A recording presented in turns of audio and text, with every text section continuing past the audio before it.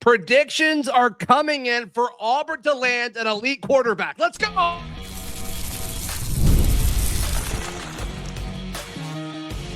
You are Locked On Auburn, your daily podcast on the Auburn Tigers. Part of the Locked On Podcast Network, your team every day. Yes, welcome on into Locked On Auburn, your daily Auburn Tigers podcast. I'm your host, Zach Blackerby. Thank you so much for making Locked On Auburn your first listen every single day. Brian Smith, host of The Portal, Locked On's recruiting, transfer portal, NIL show, hanging out with us. Israel Abrams, the four-star quarterback from Montini Catholic in Illinois. Sounds like that's outside Chicago, whatever. We've got predictions, RPMs coming in for him to pick the Auburn Tigers. Wiltfong, rivals, pretty credible, pretty good track record. Them putting in that pick for Israel Abrams to be Alex Golesh's first high school quarterback commit. I mean, they're not just doing that for fun. They had to be told something, Brian. That means it is done. They don't do that like both. That's just not how that works. Correct. So barring something changing, he's going to be going to Auburn. So really good football player, and that's a good area to get into. Auburn's had a little bit of success in the greater Chicago lately. So maybe this is getting a quarterback that's high level and recruited by all the big boys. That's not going to hurt their stock either. Yeah, Steve Wiltfong and then Greg Smith, who's one of the rivals national guys, both putting in picks with 60% confidence. So take that for what it's worth. So you and I discussed Israel Abrams a few days ago, Brian. For those who missed it, let's recap that quickly. What kind of player is Abrams at the high school level? What could he be at the college level? He's a little thin right now, 6'4", 180, 185. Very mobile, shifty guy. Has, like, the way he's built, you think basketball player, like two guard, big point guard. And he can move around and make a lot of crazy throws. Obviously, Caleb Williams plays for the Bears. I am of the belief that he fancies himself as a poor man's Caleb Williams. I'm not saying he has Caleb's arm. That's anything less than superhuman there. But he makes a lot of crazy throws, like sidearm, underarm, every direction, and still has the ability when he sits in the pocket to throw a touch over the top. He understands level 2 ball, level 1 ball. He's been coached. So this is a guy that would fit really right in the bucket of what you would expect Golesh to want, because they need a mobile quarterback, and they throw first mobile quarterback. And that's what he is. He'll run and go get a few yards here and there, but 90% of the time when he escapes the pocket, he's trying to find a receiver, not go get some rushing yards. Montini Catholic, I mean, what kind of program is that, Brian? They put in a lot of players, Big Ten, MAC, et cetera. They've always got players. This is not a newsflash. They've always got players, so that's a good sign as well. So Alex Golesh, I mean, he's pretty respected for his offense and his quarterback. Small sample size, but I mean, that's what happens when you're kind of labeled one of these rising stars in college football, and obviously Auburn hopes that he continues that ascent. New school, first time in a P4 job as a head coach. Is there a little extra pressure of kind of getting this first quarterback out of high school right? There's always the pressure in today's world to get everything right, sadly. But quarterback, absolutely.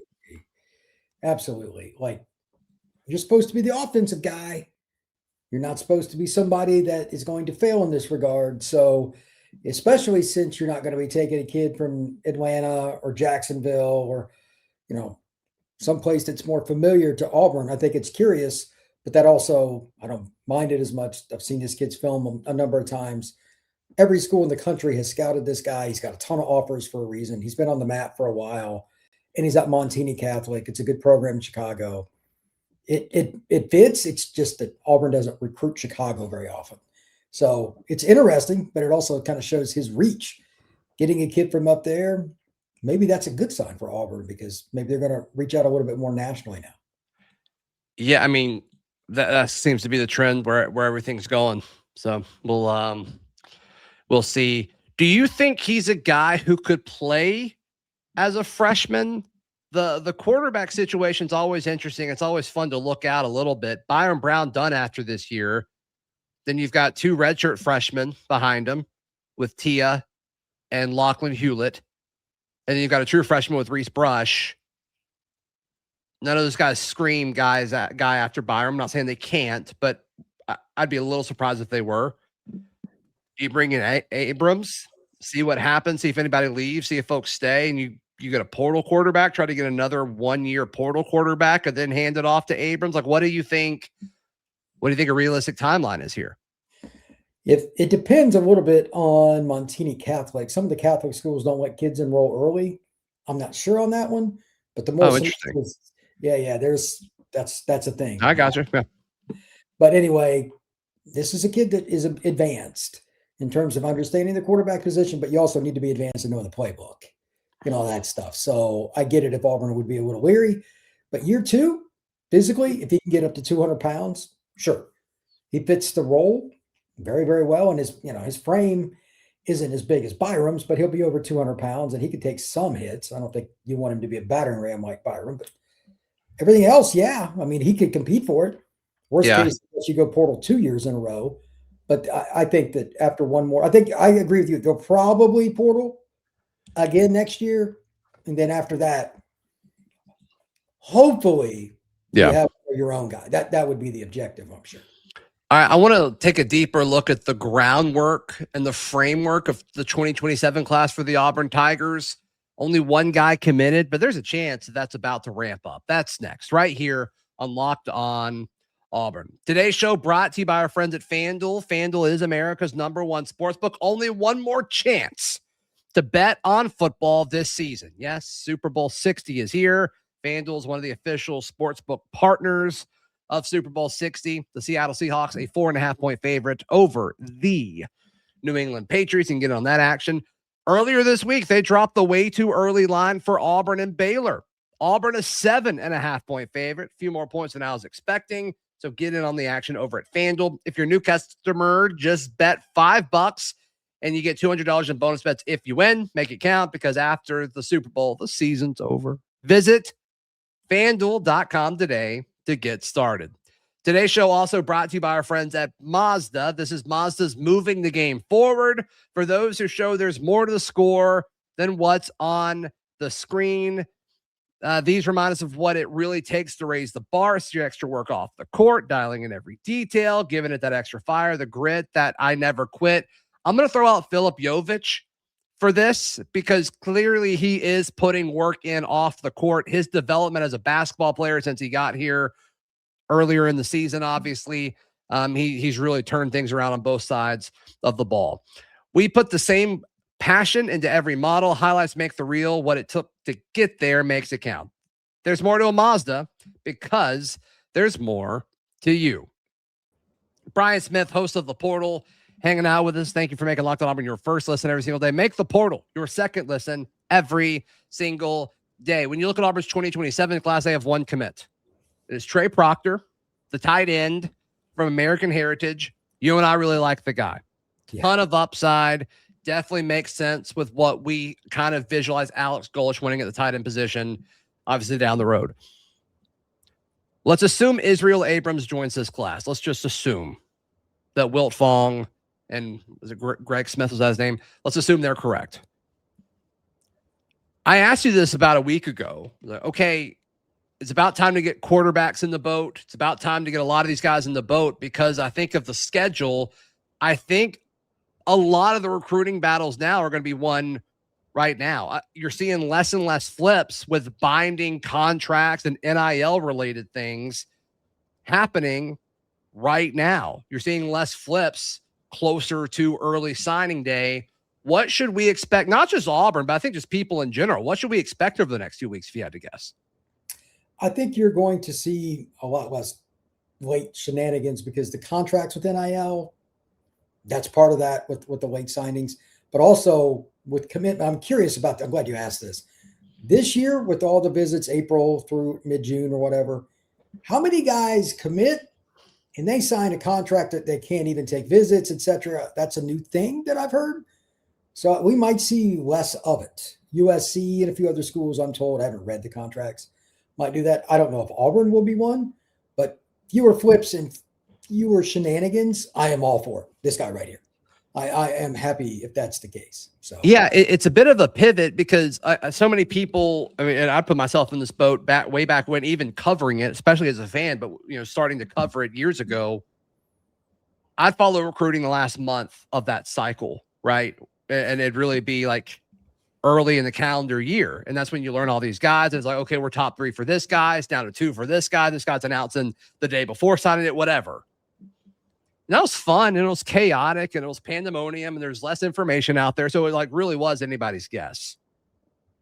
Now with it being, this feels ridiculous to say, but almost there's more structure to it in regards to like what these guys are getting paid and the lack of like inconsistent shadiness, I guess.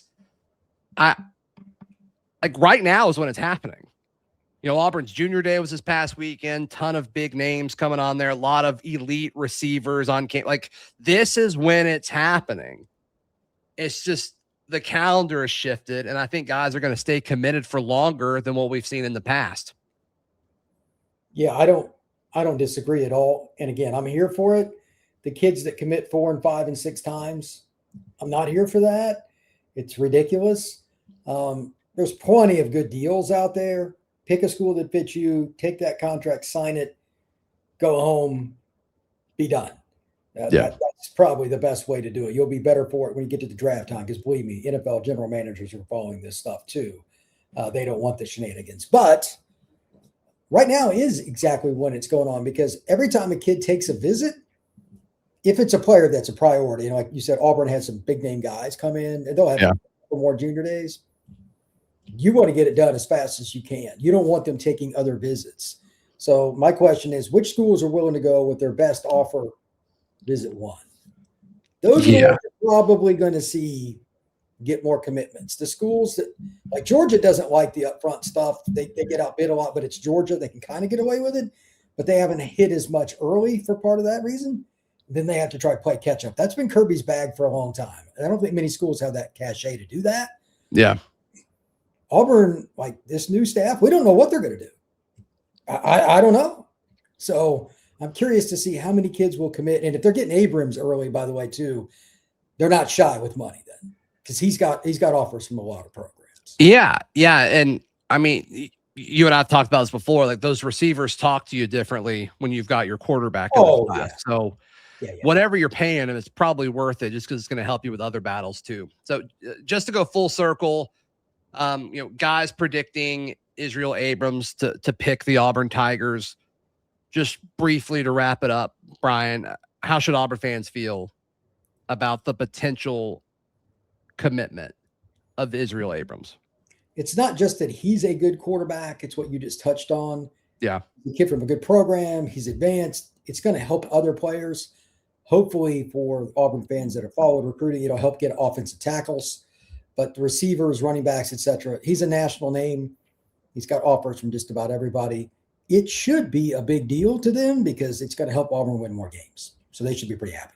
Yeah, that's really what it comes down to. Brian Smith, how can people check out everything you've got going on? The same way you consume Locked on Auburn, you can consume Locked on the portal, YouTube, Spotify, Apple, Podbean, and everywhere else. Check out Locked on the portal. Brian also hosts Locked on Seminoles. You do your Gus episode yet? Your Gus Malzahn retirement episode? Oh, I did a live show, and it was so long I cut it into 2 parts. How about that? There you go. It was a good time. That?